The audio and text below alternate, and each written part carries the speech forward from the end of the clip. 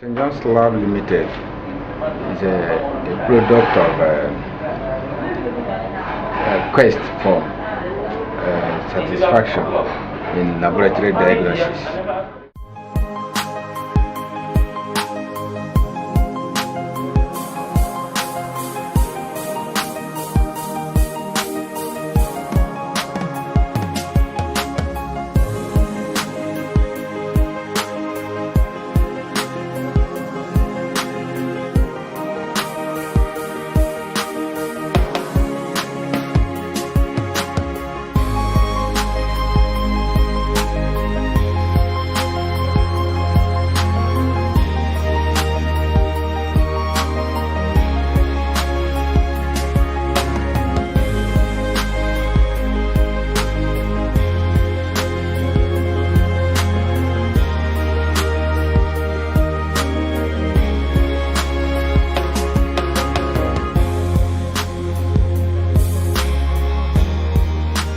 Johns Lab was born to bridge the gap of inadequacies in laboratory investigation.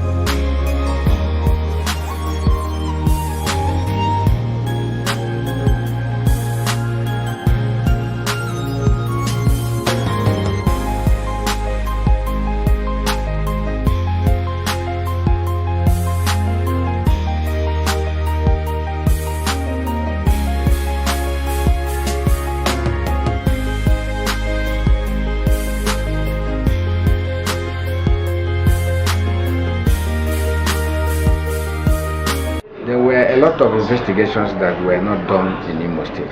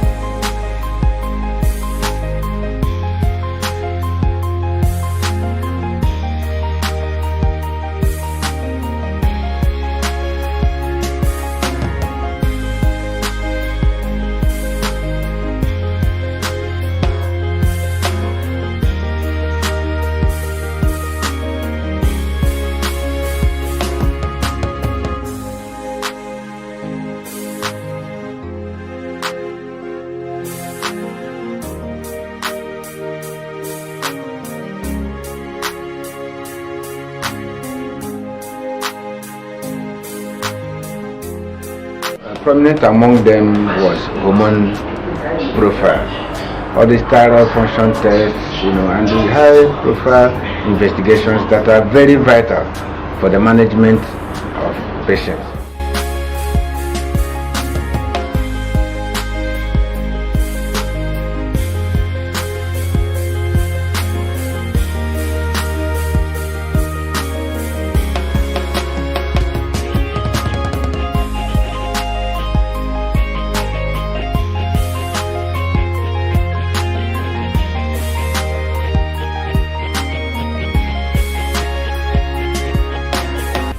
In those days, we were sending them to Enugu and the other bigger cities where those things could be done.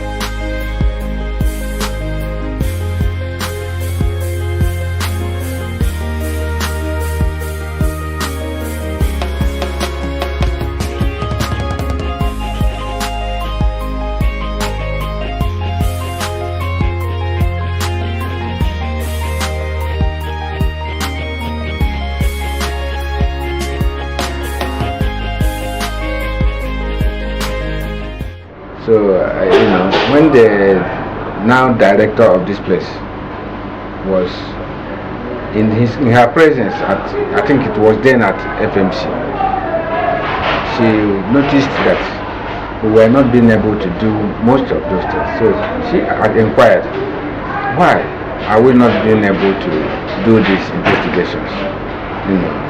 So, and when she was told what the problem was, out of sympathy or empathy to make sure that those gaps are bridged, she decided to open a laboratory outfit like St. Johns Lab. And like that, every other thing began to come into play. And since then, we have maintained that.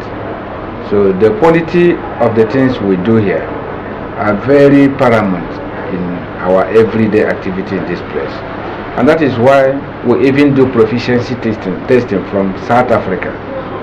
They produce, what we can call blind samples, which we don't know the contents. They send it to us. We analyze them and send the result back to them. They mark it and then score us. And they have been doing that routinely. Even the Medical Laboratory Science Council of Nigeria, which is the regulatory body empowered by the Constitution of Nigeria to regulate the practice of medical laboratory sciences in Nigeria. They have been coming here. They were here even this year. They've done assessment, and very soon they will come to accredit and give us certificate of our standard we have attained. And we are not even going to stop there, because that one is a national accreditation or national certification. If we get it, it will become a stepping stone. We will also go to the regional level, what we call WHO Afro accreditation, where we can get recognition and certification at that global level, at that continental level, and maybe later reach ISO 15189, which is the ultimate in laboratory standards in investigations and the practice. So these are the aims and objectives. In a situation like this, I can tell you that is our vision. So, and we've been living up to it.